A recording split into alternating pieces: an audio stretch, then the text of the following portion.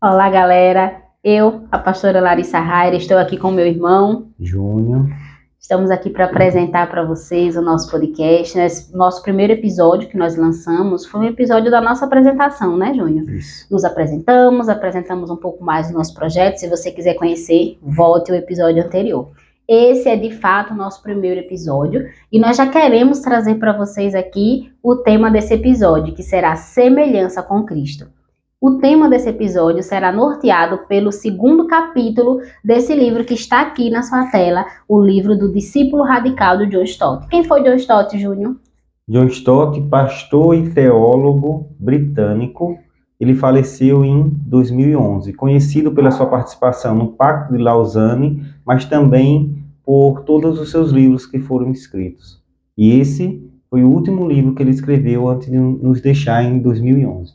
Sim. E o interessante sobre esse capítulo é que ele, quando ele anunciou a sua aposentadoria com 86 anos, ele encerrou a sua agenda ativa. E antes mesmo dele encerrar a sua agenda, ele fez o seu último sermão. E a partir desse sermão que ele criou o segundo capítulo. Por que ele começou? Ele sentiu essa necessidade de lançar esse sermão. Veio de uma pergunta. E a pergunta era: qual era o propósito de Deus para a vida do seu povo? Isso é uma pergunta que a gente tem se feito, principalmente hoje em dia. Ultimamente a gente tem se feito bastante essa pergunta, muitos têm falado sobre propósito, sobre o processo.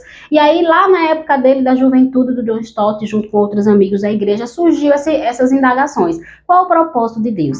E naquele momento, diante daquele cenário, ele até então não tinha encontrado nenhuma resposta satisfatória, porque as respostas que ele encontrava eram de forma resumida, né? A vida do homem é para glorificar a Deus, ou até mesmo, que também é verdade, mas para ele não foi satisfatório naquele momento, era a resposta do ame a Deus e ame o seu próximo. Porém, ser semelhante a Cristo, assemelhar-se a Cristo, vai além do ame a Deus e ame ao próximo. Então ele resolveu criar esse sermão e ele tem algumas características, e a gente já quer deixar claro aqui, não são todas, mas são algumas características que ele considerou ser principais nessa jornada do assemelhar-se a Cristo. Também é interessante a gente ressaltar que ele buscou uma base bíblica para sua resposta. Ele fortaleceu o seu entendimento a partir da palavra de Deus. Como a Larissa disse, ele construiu um sermão para compartilhar a sua descoberta, o seu entendimento com a igreja e nos presenteou com esse livro e esse capítulo que tem muito a ver com o que a gente pensa sobre mais um passo para andar como Cristo andou. E esse foi o último livro que ele escreveu, não foi, Júnior? Assim, como se fossem as últimas palavras, vamos dizer assim, o que ele, já no fim da sua vida, o que ele pensou, o que eu posso deixar para essa próxima geração. E aí ele escreveu esse livro. E também tem algo muito interessante sobre o livro, que ele usa muito esse termo e ele explica o porquê do termo discípulo, que foi muito mais usado na Bíblia do que mesmo o termo cristão. Então, por isso o nome discípulo radical, e também tem uma explicação para o nome radical. Radical, né? Que tem a ver com a raiz. Isso. Aquele que tem a sua raiz, como a gente vê até aqui na capa do livro. Aquele que tem a sua raiz em Cristo. E é muito interessante também a gente lembrar que quando ele escreve esse livro, ele tinha plena consciência de que seria o seu último livro. Não foi um livro que foi... Não foi aleatório. Exatamente, ou ao acaso, ou aconteceu que ele escreveu esse livro, não. Ele já sabia que estava terminando o seu ministério como escritor e fez esse livro como aquele... Eu vou deixar aqui as minhas últimas instruções, essas são minhas últimas palavras. E esse capítulo como o último sermão dentro do último livro. Sim, verdade. E ele traz mais características, são 8, acredito, né, Júnior? Sim, são 8 características do discípulo radical. A gente está trabalhando aqui semelhantes a Cristo, que é a segunda característica trazida no livro. Certo. E como a gente falou, ele chegou a essa conclusão após sentir essa necessidade, criou esse sermão, mas ele também não fez só da cabeça dele, como o Júnior falou. Existe base bíblica. Ele, acredito que de maneira bem coerente, ele não conseguiu identificar um versículo que fosse suficiente. Por isso ele trouxe em síntese 3 versículos. E eu quero deixar para vocês, nós vamos analisando ponto a ponto de cada versículo. O primeiro versículo que ele deixou está lá em Romanos 8:29, e esse é bem conhecido. E diz assim: Pois aquele que de antemão conheceu, também os predestinou para serem conformes à imagem do seu Filho, a fim de que ele seja o primogênito entre muitos irmãos. Amém. Propósito eterno de Deus para nossas vidas é que nós sejamos semelhantes a Cristo. Jesus foi o primogênito entre muitos irmãos. Os muitos irmãos de Jesus somos nós. E quando ele fala assim de Cristo planejou de antemão, ele faz referência ao desejo de Deus no passado. Exatamente. Antes da criação, foi que nós fôssemos semelhantes ao seu Filho, à imagem de Deus. Esse é o nosso passado. Mas existe agora, porque esse desejo do Senhor ao nos criar, ele tem, né, várias vertentes. Essa foi a vertente do passado, vamos dizer assim. Então foi a vertente que nós somos predestinados. O nosso passado, a nossa história foi construída com essa base, de sermos semelhantes a Cristo. A imagem de Cristo em nós, a gente vê até no próprio livro de Gênesis, quando tem lá escrito, façamos o homem a nossa imagem e semelhança. Então Deus expressa ali esse desejo que ele tinha desde a eternidade. Desde de sempre para mudou. Saímos da perspectiva do passado, de uma predestinação, passamos agora para uma perspectiva do presente, onde nós estamos sendo transformados. Mas onde foi que John Stott aprendeu isso? 2 Coríntios 3,18 diz assim: e todos nós, que com a face descoberta contemplamos a glória do Senhor, segundo a sua imagem, estamos sendo transformados com uma glória cada vez maior, a qual vem do Senhor, que é o Espírito. Esse texto ele deixa bem claro que nós somos transformados à imagem de Cristo à medida que nós contemplamos a face dele. E quando é que nós contemplamos a face de Cristo? Nós contemplamos a face de Cristo através da palavra, através da nossa comunidade. Então isso faz com que nós vamos sendo transformados de glória em glória à imagem de Deus. O que a gente viu no passado, agora a gente vê acontecendo também no presente. E John Stott sinaliza isso como sendo a obra histórica, né? Porque nós estamos nesse processo de estarmos sendo transformados, assim como o Júnior falou, palavra, eu acrescento, oração. Ministério que eu amo, oração. Eu acredito que esse tempo que a gente investe na presença do Senhor, ele também vai se revelando a nós.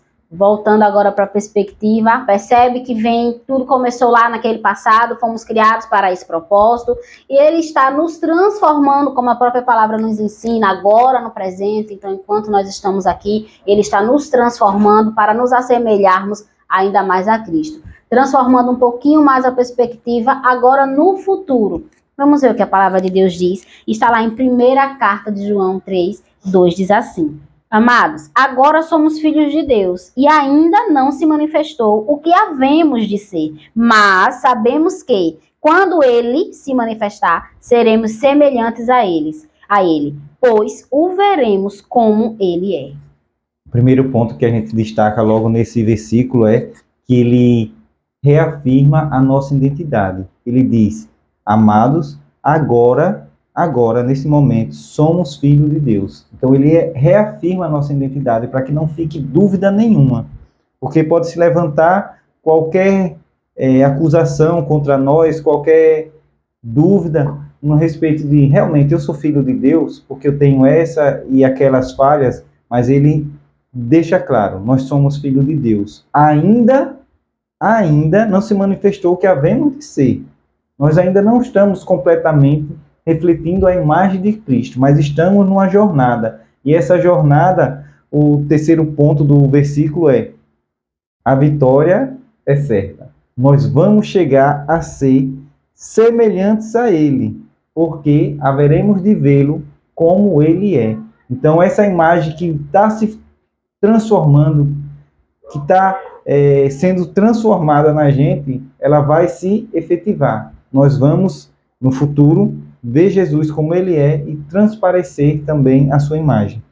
E para mim o John Stott, ele sinalizou muito bem quando ele diz assim: nós sabemos e não sabemos, porque o versículo traz isso para a gente. Ele diz: a gente ainda não sabe perfeitamente, exatamente o que seremos. Mas nós sabemos que seremos semelhantes a Ele. E isso pra gente já basta. Imagina só, você não precisa saber exatamente o que você será, mas só de você imaginar que você será semelhante a Cristo, você será a imagem assim correta, bem transcrita do que Cristo é, isso já é maravilhoso, isso já é glorioso o suficiente. Então a gente não precisa, nesse momento, sabermos de mais nada. Percebe que sermos semelhante a Cristo é o nosso propósito, é o nosso presente e será também o nosso futuro. Eu sempre, quando lembro dessa imagem, eu fico com a ideia daquele pai que tem um filho e projeta para o filho algum sonho, aquilo que a gente quer que nosso filho no futuro seja. Então a gente fica até ansioso, sem saber se ele vai alcançar aquilo. Mas Deus, como nosso pai, ele não tem essa ansiedade. E aqui eu vou ler uma frase do Spurgeon. O porquê ele não passa por essa ansiedade, exatamente, né, Júnior? A diferença agora é que Deus escreve com uma pena que nunca borra, fala com uma língua que nunca erra e age com uma mão que nunca falha. Glória a Deus, esse é o nosso Deus, de jeito. Então, ele projetou para a gente um propósito, ele deixou para a gente que a gente fôssemos a semelhança de Cristo desde a eternidade. Trabalha com a gente agora e sabe que no futuro nós espelharemos essa imagem de Cristo em nossa vida. Seremos semelhantes a Cristo. A obra dele é 100% eficiente, né? Ela é eficaz, ela produz o resultado que de fato ele tem esperado de mim e de você, que nós nos tornemos semelhantes a Cristo. Vamos caminhar um pouco mais. Agora vamos ver as principais características. Como eu disse no início, não são todas as características que nós vamos abordar aqui do ser semelhante a Cristo. Mas nós vamos abordar aqui rapidamente 5 características. E a primeira característica dessas características que nós queremos abordar é sermos semelhantes a Cristo em sua encarnação. Mas por quê? E aí surge novamente mais uma pergunta.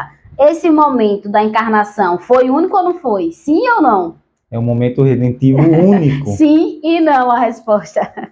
Mas ele deve ser replicado em nossas vidas por uma característica que a gente pode notar que Jesus teve nesse momento. Está lá em Filipenses 2, 5, 8. Essa é a principal, tá? Diz assim: tende em vós o mesmo sentimento que houve também em Cristo Jesus, pois ele, subsistindo em forma de Deus, ele não julgou como usurpação o ser igual a Deus. Antes, a si mesmo se esvaziou, assumindo a forma de servo, tornando-se em semelhança de homens e, reconhecido em figura humana, a si mesmo se humilhou, tornando-se obediente até a morte e morte de cruz. O que nós aprendemos aqui? Qual é essa essência de Cristo que nós precisamos nos assemelhar? Humildade, né, Júnior? Humildade. A encarnação de Cristo traz para a gente humildade. Humildade porque ele nasceu e veio numa manjedoura, mas humildade também porque ele, sendo Deus, ele tomou a forma de um servo. E isso deve ser para a gente um motivo também de se reconhecer. Porque se o próprio Deus tomou a posição de servo, quem sou eu para não servir o meu irmão? Quem sou eu para ter dentro de mim algum sentimento de arrogância? Então, quando a gente tira esse sentimento da gente, de arrogância, de estar se achando, a gente começa a parecer um pouco mais com Cristo. Eu lembrei agora de Paulo, quando ele diz assim, não tenha um conceito elevado de si, né? Porque nem Jesus, que não precisava ter um conceito elevado de si, ele já era, né? Como o próprio Filipenses cita aqui, Paulo na carta aos Filipenses, ele cita que ele já era o ser igual a Deus, mas ele não julgou como usurpação, ou seja, ele não desejou isso acima de todas as coisas. E nós, o que nós temos desejado acima de todas as coisas? Mostrar que somos superiores? Qual conceito nós temos tido de nós mesmos? Eu acho importante a gente deixar essa reflexão aqui para a nossa vida e para a sua vida também, que tem nos escutado. Vamos agora para o segundo ponto, a segunda característica que nós precisamos ser igual a Cristo, em seu serviço. Mas por quê? A gente vai lembrar agora daquela cena tão famosa da última ceia, lá em João 13, 14 e 15. Então, após aquela cena tão famosa da última ceia, houve aquilo que acredito que todos nós conhecemos, essa cerimônia.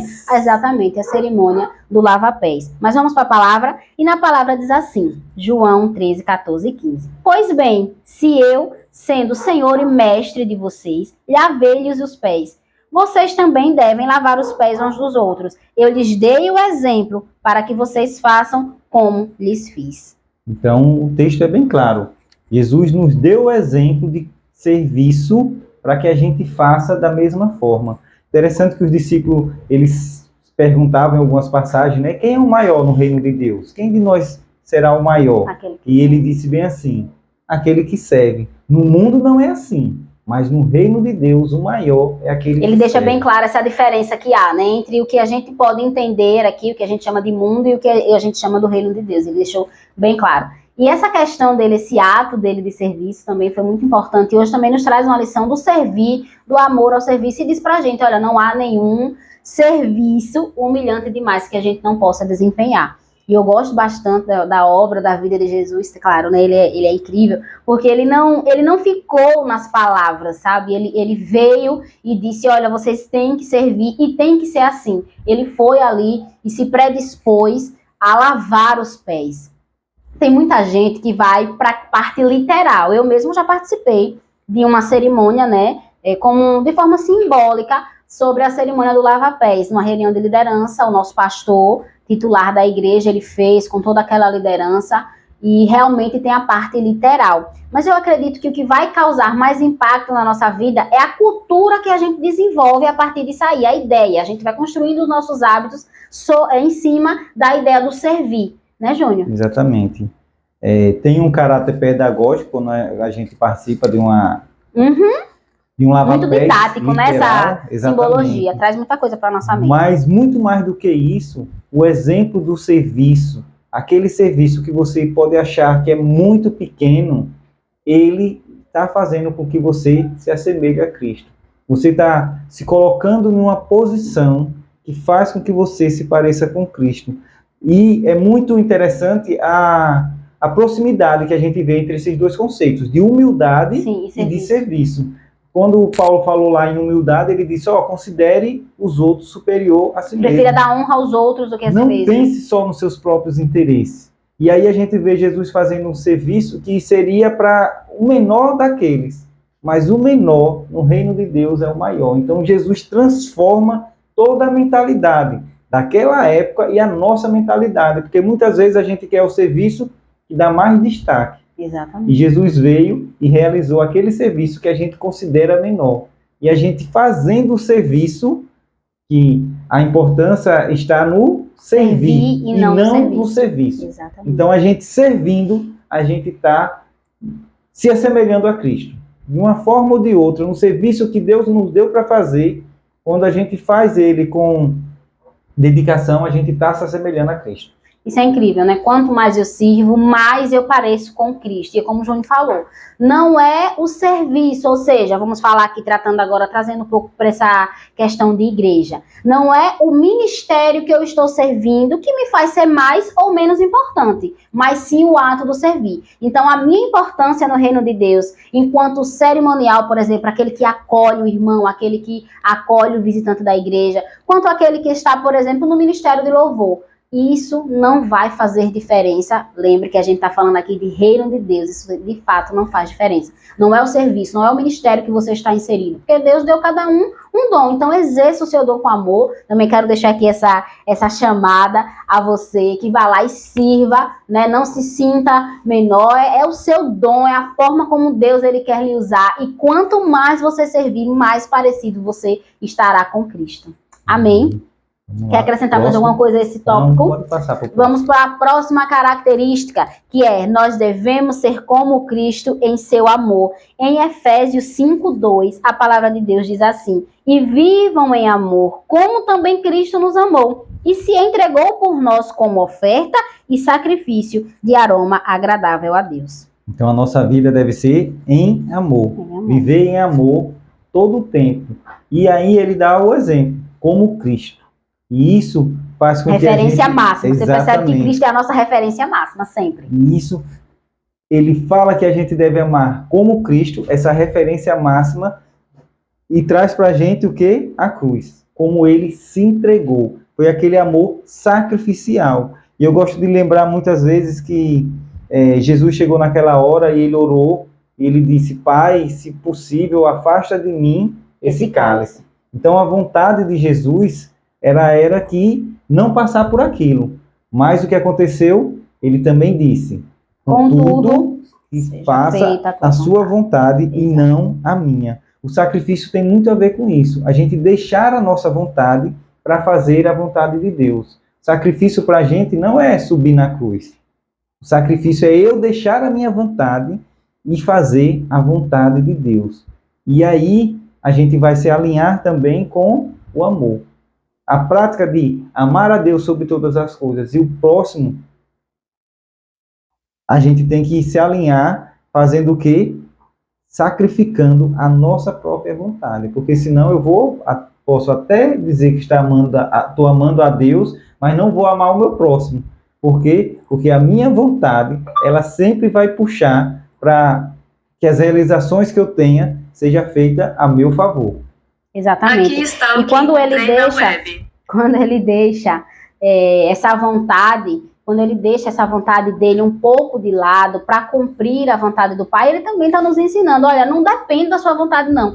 Quando eu digo assim, Jesus dizendo nas palavras dele, quando eu digo, resumo o mandamento, ame o próximo, ame a Deus acima de todas as coisas e ame o próximo como a si mesmo. Ele está dizendo, não há para você a sua vontade. Não é o próximo, por exemplo, o próximo meu irmão. Ah, a gente se dá bem, é muito bom amar Júnior, ele é uma pessoa muito amável, muito tranquila, nós somos irmãos, isso é maravilhoso. Mas eu preciso amar a todos, né? Porque esse amor que Cristo demonstrou na cruz não foi só para nós, que graças a Deus, né, pela obra do Espírito Santo, nós chegamos ao entendimento e aqui estamos vivendo como filhos, como servos. Foi para toda a humanidade. E outra coisa que me chamou a atenção, até mesmo no versículo, quando ele diz assim, andai em amor. Por que me chamou tanta atenção? Porque quando ele diz assim, ande em amor, às vezes a gente pensa assim, quando eu vou fazer, eu vou compartilhar, vou viver o amor próximo, por exemplo, eu vou participar de um sopão ali para os sem-tetos. Eu estou ali naquele momento, eu orei por aquele dia, eu estou naquele momento envolvido com aquele trabalho.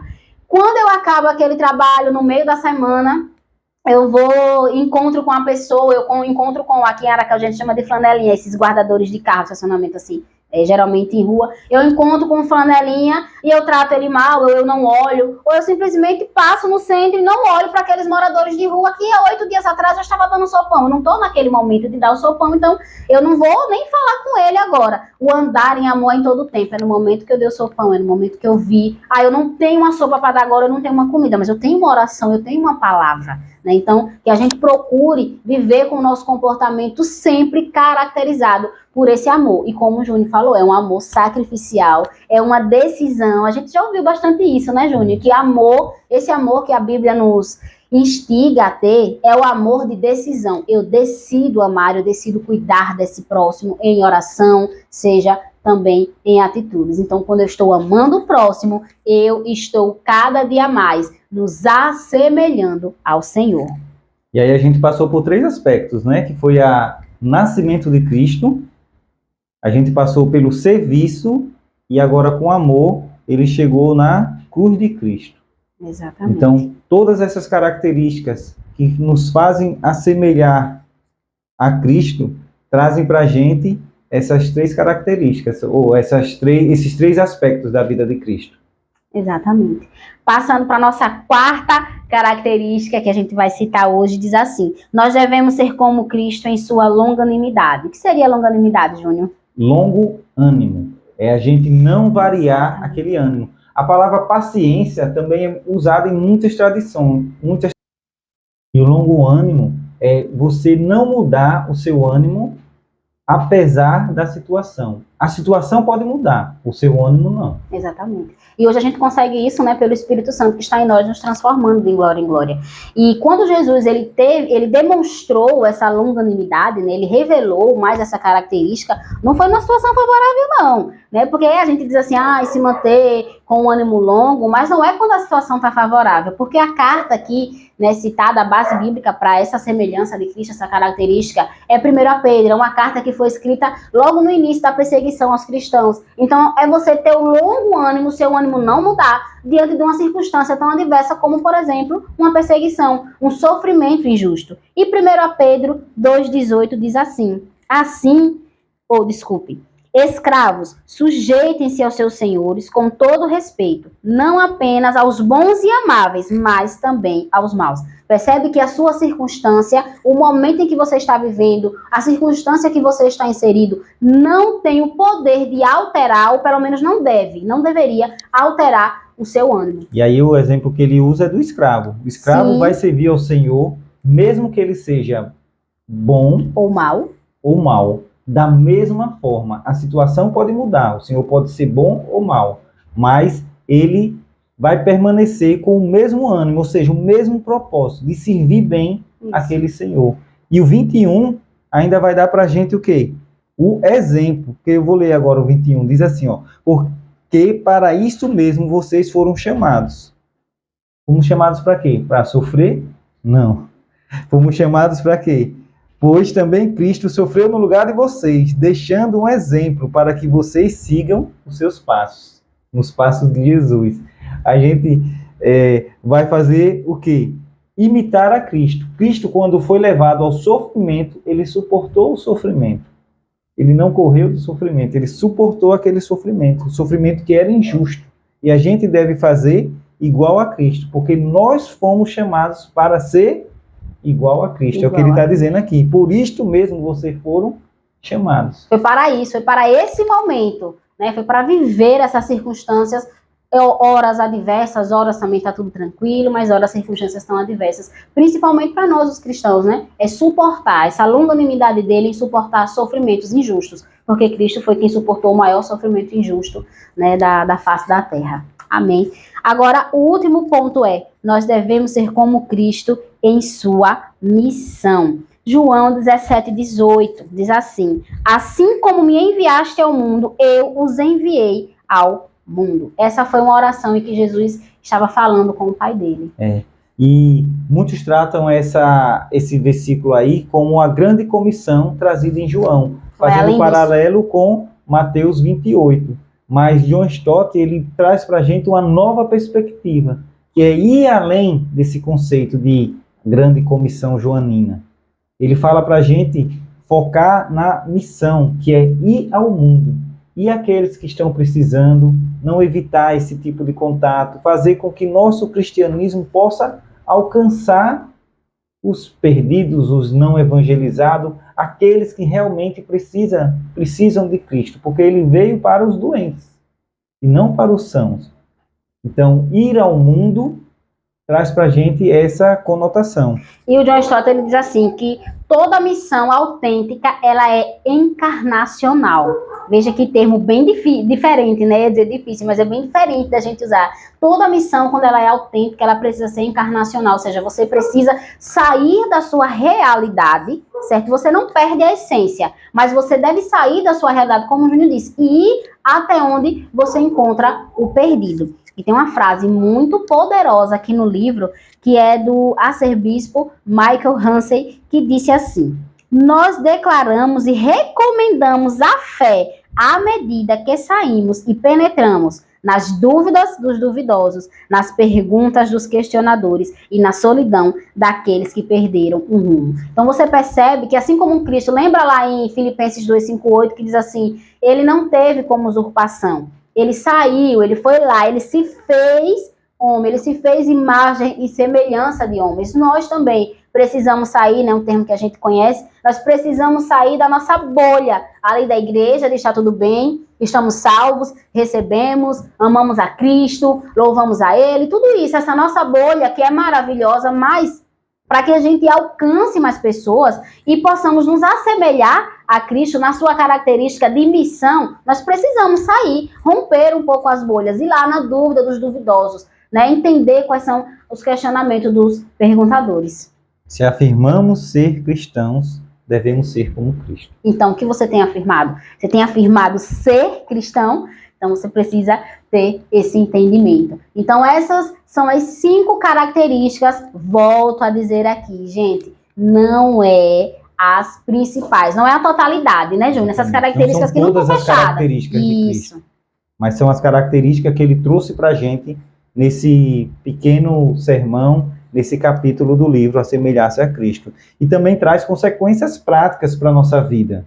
ele aborda 3 consequências práticas que a gente vai dizer agora rapidamente para vocês. A primeira delas é que nós devemos ser semelhantes a Cristo e também no mistério do sofrimento. Nós precisamos ressignificar o nosso ponto de vista sobre o que é sofrimento, porque sofrimento é o processo, a forma como Deus tem para nos transformar. Lembra lá que o propósito eterno de Deus é que nós nos tornemos semelhantes ainda mais a Cristo, ao Filho dele. Então, o processo que nós enfrentamos para chegarmos, alcançarmos esse propósito é ser semelhante a Cristo, e a gente vai passar por sofrimento. Então a gente precisa começar a ressignificar, a tentar entender novamente o ponto de vista. E qual é o ponto de vista? Romanos 8:28, esse versículo tão conhecido. Sabemos que todas as coisas cooperam para um bem daqueles que amam a Deus, daqueles que são chamados segundo o seu propósito. Todas as coisas cooperam para o bem. Então eu vou olhar o sofrimento por essa ótica. Todas as coisas cooperam para um bem daqueles que amam a Deus e são chamados segundo o seu propósito. Qual e a propósito? gente já viu qual o propósito, Sermos que é semelhantes semelhantes a Cristo. Então tudo vai cooperar para o bem, inclusive o meu e o seu sofrimento também. A segunda consequência prática é a semelhança com Cristo e o desafio do evangelismo. Sou pastora, já fiz muitas ações evangelísticas, inclusive antes mesmo de começar o ministério, né, a gente já fez, quando a gente está no seminário, a gente faz bastante prova prática, vamos dizer assim, dessa matéria de evangelismo. E uma pergunta que está muito em nosso meio é, por que as nossas ações de evangelismo, né, como a gente costuma chamar, elas têm sido desastrosas? Por que desastrosas? Né? Uma palavra bem forte, termo bem forte que o John Stott ele usa aqui. Por que desastrosas? Porque a gente não tem alcançado o resultado que a gente espera.